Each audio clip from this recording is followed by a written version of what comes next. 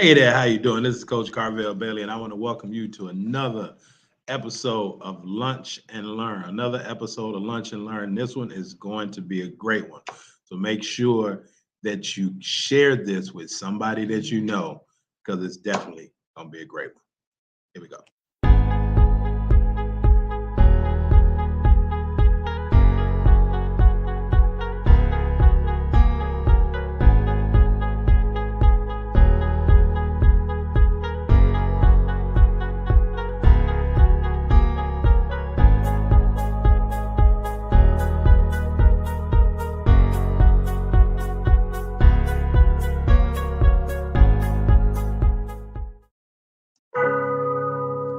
Yo, just so you understand it, this is Coach Carvel Bailey's program with the spirit of Bob Hambry. This is Blessed to Ball, helping athletes, and we represent. Study your craft, your mentality leads to excellence. It's all about your mindset. We'll never stop addressing this, so be positive and not a pessimist. Confidence took James Harden higher. If you really want it, it ain't gonna be easy. It's gonna be hard as carbon fiber, but we got you. From counseling to workshops, we do it. You'll go farther with a scholarship. We'll help you get recruited. Yo, anyone can dribble and shoot, but it's the ones who study basketball internally that make it to Duke University. Knowledge goes around. The game is played from the neck up and not from the shoulders down. This is Blessed to Ball, helping you with obstacles. The athletes are the rocket. Blessed to Ball is the rocket fuel. If you hit a wall, we can help you slowly climb it. So keep a Mamba mentality like Kobe Bryant. Blessed to Ball. Cherish the opportunities that you have. Blessed to Ball. Use your mentality to master the craft. Blessed to Ball. Come join our team, it's a new day. Follow our steps and watch how much better you play. Blessed to Ball. Cherish the opportunities that you have. Blessed to Ball. Use your mentality to master the craft. Blessed to Ball. Come join our team, it's a new day. Follow our steps and watch how much better you play. Yo, Coach Carvel Bailey. Hey, listen to your coach, man. He ain't no scrub off the street. That man got credentials, academic and street. Believe it, and my name is Strategic.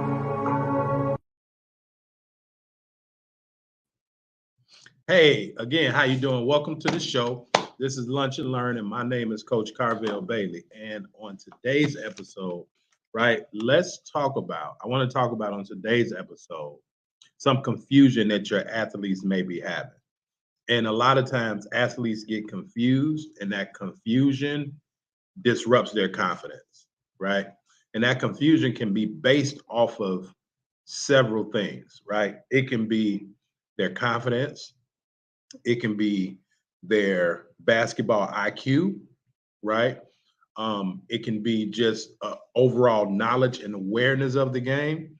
And so those things will be confusing, stressing out, and limiting the effectiveness of your athlete. And so again, my name is Coach Carvel Bailey. Welcome to Lunch and Learn. Let me know where you're watching the show from. Let me know where you're learning from, right? What city and state are you learning from today? This is interactive. I like to interact with you, so interact with me. All right. We got IG on one side, we got Facebook and YouTube on the other, and we're going to make it a great trilogy. All right. So a lot of times, again, and so this derived from, I was talking to a client of mine yesterday, and we were going through some things with him, and he was starting to get a little bit frustrated, right? A little bit frustrated, right? Okay, the Shermans, we got Baltimore, Maryland in the house, right? So my client was getting a little bit frustrated, and I really had to explain to him what I want to explain to you all today. Now, obviously, with our Hoops Mastery clients, I go more into depth with them. He was able to get the personal interaction with me, but just in the gist, right? This is what I told him. I say, how do you feel about the prior game? And he explained it to me, and he said he felt real good, right? Felt real good about it. And then he got to talking, and as he got to talking, his monotone went down, his voice went down, and I can start to feel and hear the confidence level go down. And this is what I told him. I said, don't confuse production with performance. And that's what I want to talk to you all about today. right? To be able to help your athlete. I think a lot of times they're getting production and performance confused. So as always, right, I got my notes because I want to stay on track, right? And when your athlete can understand this, and once we got done, right, he was like, Coach, I was like, do you have any more questions for me? He was like, Coach, this has helped me so much. He was like this conversation has helped me abundantly. But this is what I told him. And I'm going to break it down to you all in 3 separate stages. Production. A lot of athletes are focused on their performance and not their production. And this goes in business, this goes in life, right? And I'm going to explain it to you, right? We got, right? So Mustafa, right? Who Moose, you got to put what city and state you're in, right? So Moose said, aren't they one and the same? Your performance produces production. Actually, Moose, you're on the right track, but they're not the same, right? And so this is what I mean. A lot of athletes are focused on their performance, but not necessarily on their production, right? So your performance is based on like effectiveness, right? How effective was I? How many shots did I make, right?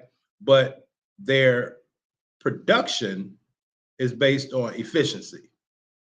Does that make sense, right? Their performance is based on effectiveness, but their production is based on efficiency. Do you all know that Antawn Jamison had played for the University of North Carolina. He led the league in basket and basket efficiency, points efficiency, and he had the quickest shot out of his hands. The ball was in his hands, I believe, his senior year, maybe like 1.6 seconds, something like that, right? He got all layups, right? He got all layups, easy shots, and he was efficient because where he caught the ball, right, he was able to then get quality shots from his quality spots. So again, performance is based on effectiveness, right? How many shots did I make? How many points did I get up, right? And a lot of times the performance is based on that individual. Do they feel like they perform well, as opposed to how was their production, right? And so I'm gonna get into it a little bit more, but the first thing is the performance is based on the effectiveness. The production is based on the efficiency. And then the second thing, right? Performance is based on a lot of times quantity. As I said, like how many rebounds did you get? How many points did you get? How many steals did you get? But production is based on quality, right? That production is based on quality, not quantity. Performance, quantity. Production, quality, right? You were like your efficiency, your shot selection, the athlete was able to help the team become successful based on their production. A lot of times, athletes' production is not always seen in the stat sheet, right? They can get deflections, they can go set a screen, they can get a 50-50 loose ball, right? How productive were they on the floor? So going back to Moo's point, an athlete can be, that's Mustafa for all y'all that don't know, right? We call him Moo, right? An athlete can be productive on the court, but they may not perform well. Does that make sense? Right? I remember I made a comment to a guy that I know, and I said, when you change the way you look at things, the things you look at change. And he was like, well, that's the same thing. I was like, no, it's not. It's really not the same thing. It sounds the same, but it's really not the same. So from a performance standpoint, an athlete may score 20 points. And somebody might be like, man, they had great production, but maybe they were a ball hog, right? Maybe they were a ball hog, and now those 20 points came off 40 shots, right? They didn't get their team involved. They took bad shots, but from a performance standpoint, they're like, man, I scored 40 points. How many athletes do we know that look at the stat sheet right after the game, but their team lost? Like they're concerned personally about their performance, but was it a good production, right? Were you able to produce holistically, irrelevant of your performance, right? Performance, like physically. Production is everything else, including physically, but it doesn't have to include physically. An athlete can get 50-50 balls, they can go set screens, right? They can be productive and they may not perform well. But then you may get an athlete that feels like they perform absolutely amazing, but they weren't productive. You scored 20 points on 40 shots, that's not productive. So again, performance is based on quantity. Production is based on quality. Does that make sense?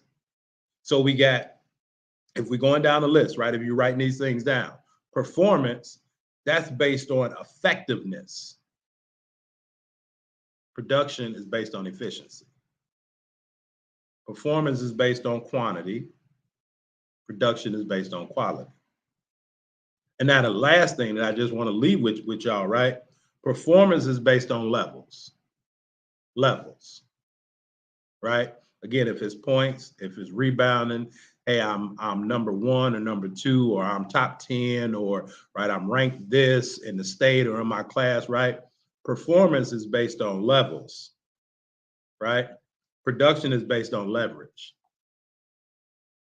I'm gonna say that again. Performance is based on levels. Performance is based on leverage. Based on how an athlete performs, that may get them to a certain level. But can that level be leveraged based on the production? This is why coaches have athletes on the team that may not be good scorers. And then parents may sit back, right? You as a parent, you may sit back like, man, why that kid playing? Well, that athlete is productive. Even, man, why they on the team? They're productive. They may be productive in their academics. They may be productive if it's handing out water, clapping, whatever, right? Can we leverage that production? A lot of times we may not be able to leverage that performance, right? That's levels. Somebody that performs well may be able to go to a certain level individually. But now when you're talking about leveraging it, can that production help others? Can a coach leverage what that athlete can do? Can they leverage, okay, I'm gonna put this person at the top of my 1-3-1 or top of my 1-2-2, or I'm gonna leverage that they can play defense. They can't shoot free throws. They can't shoot a jump, but can I leverage them to be productive in what it is that we got going on? Where that athlete that may be able to perform well, it may just be linear, and I may not even be able to leverage that. Like if you're not performing, you're not productive. But again, a lot of athletes can be productive and they don't have to perform well. Does that make sense? Right? I hope that makes sense to you all. I know it made sense to my client, right? And I broke it down. And again, when he was able to, right, he had a good game performance-wise, but all the things that he spoke about was the production, right? He was able to help contribute to turnovers. He was able to put his teammates in position to score. Yes, that is assists, but also putting them in position to score, right? And so those things is what help boost the confidence in athletes to go from just being productive to being a better performer. Or even going from being a performer to understanding, am I productive? So now that coach can leverage that, right? When college coaches come out and when they're recruiting, right, they want to know how can this individual just help, how can they help me even on days when they're not able to do this. They can dunk, they can shoot a three, or they can score, they can shoot. But what if they're not doing this? Can I still leverage that? Can I still leverage what they bring? What value do they offer? And if they have no value other than performance, what happened when they got an off night? Right, I used to tell all my players, right, the ball not going to go in every night, but the two things that you can do each and every night, you can play defense, you can play hard. See, I can leverage that. See, I can leverage you playing defense. I can leverage you playing hard. But what if you're not having a good shooting night? Where does that leave us? So athletes need to understand it's great to have both in your toolbox, in your repertoire. But most athletes don't even understand really that there's a difference in being productive and performing. Most athletes are just beating themselves up, or parents are beating their athletes up like, man, you didn't score. Like, you didn't perform well. How many things did they do this not on a stat sheet? How productive were they to their team? I would always tell my players, right? You may not be able to help me during the time that you're on the court. Just don't hurt me. You may not be able to help me performance-wise, but just don't hurt me production-wise. Does that make sense? I hope so, right? So Musa from Chicago, right? He's definitely from Philly, right? He is an Eagles fan, right? We always get my man here from YouTube. I don't know what city and state, what country are you from, right? I don't even know how to pronounce your name. I don't want to mess it up. I believe your last name is Rigi. What country are you watching us from on YouTube, right? So Mustafa say, how do we know that an athlete doesn't look at the bad side of the stat sheet, i.e. turnovers, rebounds, they didn't have, etc.? We automatically assume that when they look, they are being self-centered. Majority of the times, most athletes are looking at points. Majority of the time. It takes a special athlete to look, and on the actual, like, so it's a difference. It's a difference in the stat sheet, and it's a difference in the score book, right? So that's a difference.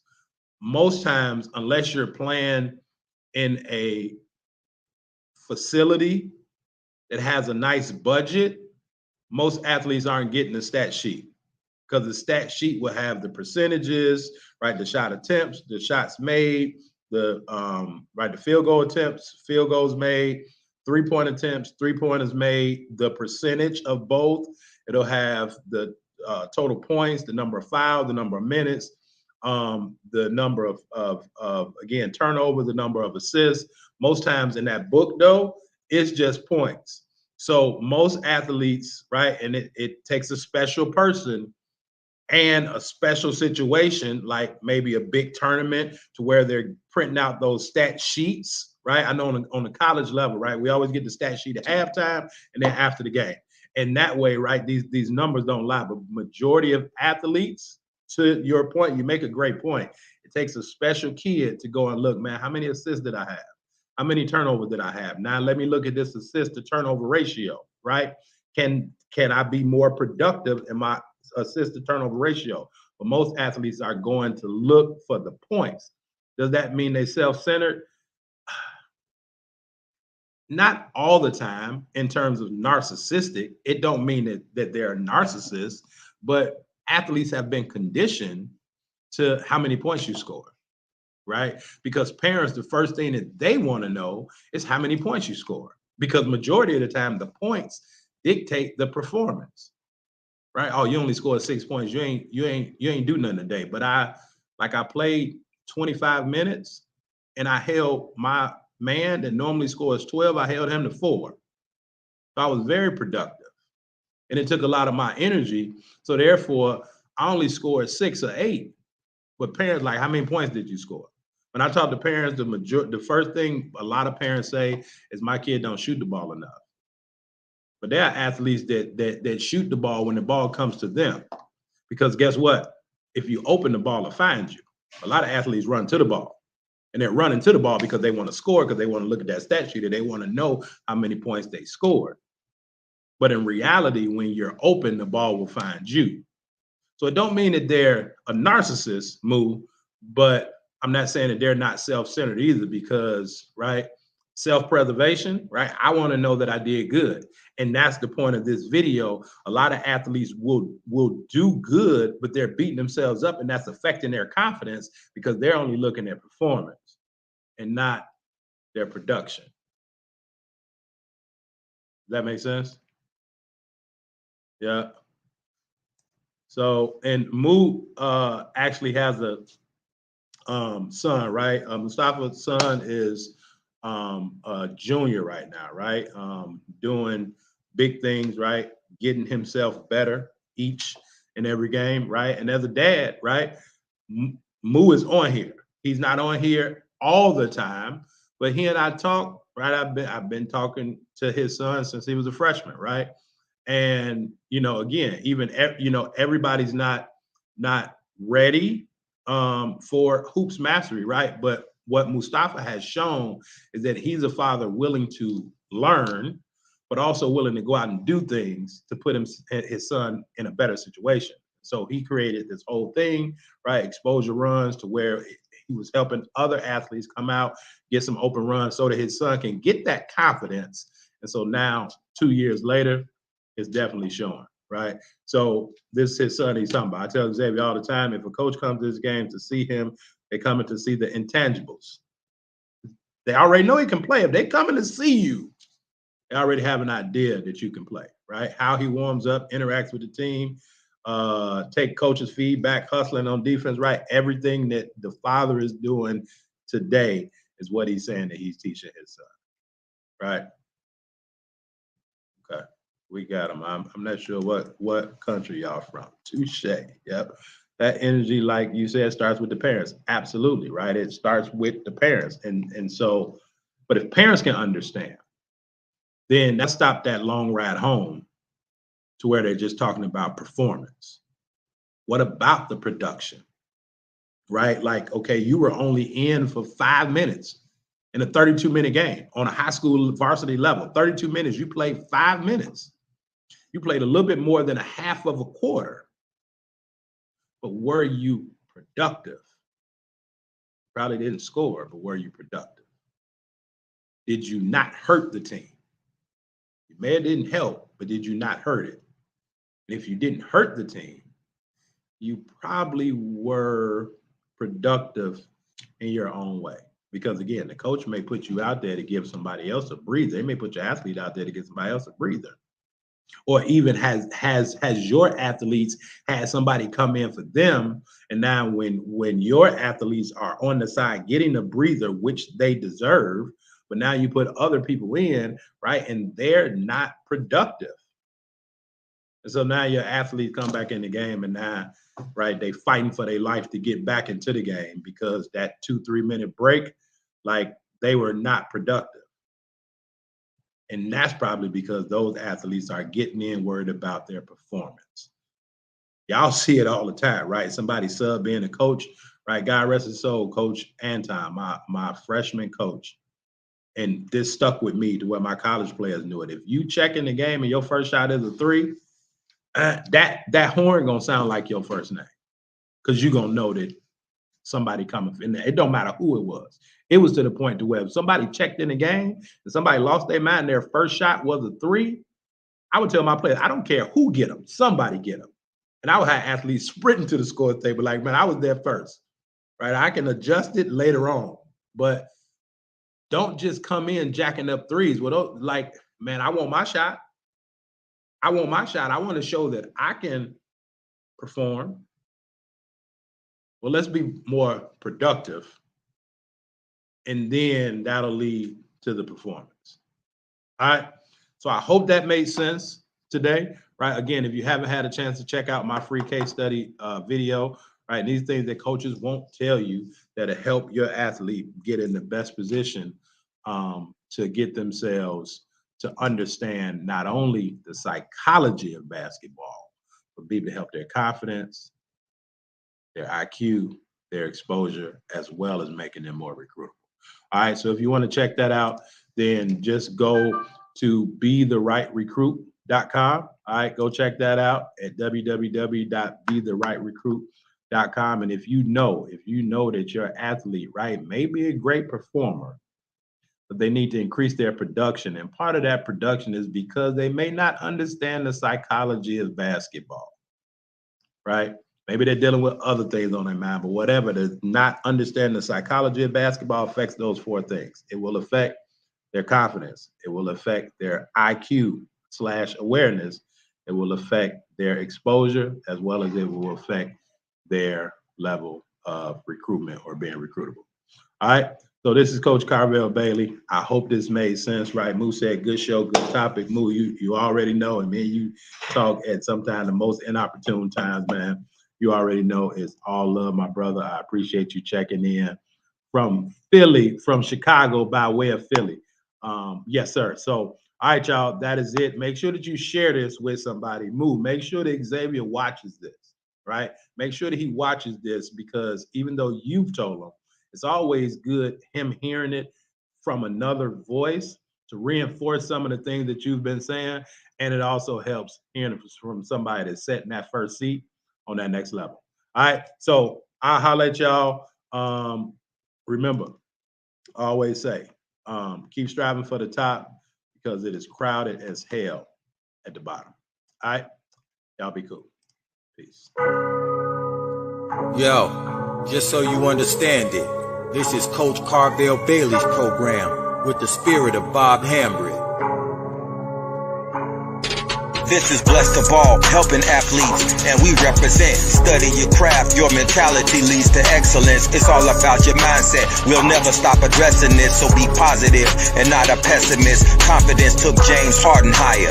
If you really want it, it ain't gonna be easy. It's gonna be hard as carbon fiber, but we got you. From counseling to workshops, we do it. You'll go farther with a scholarship. We'll help you get recruited. Yo, anyone can dribble and shoot, but it's the ones who study basketball internally that make it to Duke University.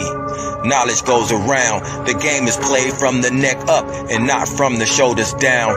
This is Bless the Ball, helping you with obstacles. The athletes are the rocket. Bless the Ball is the rocket fuel. If you hit a wall, we can help you slowly climb it. So keep a Mamba mentality like Kobe Bryant. Bless the Ball. Cherish the opportunities that you have. Bless the Ball. Use your mentality to master the craft. Bless the Ball. Come join our team, it's a new day. Follow our steps and watch how much better you play. Bless the Ball. Cherish the opportunities that you have. Bless the Ball. Use your mentality to master the craft. Bless the Ball. Come join our team, it's a new day. Follow our steps and watch how much better you play. Yo, Coach Carvel Bailey. Hey, listen to your coach, man. He ain't no scrub off the street. That man got credentials, academic and street. Believe it. And my name is strategic.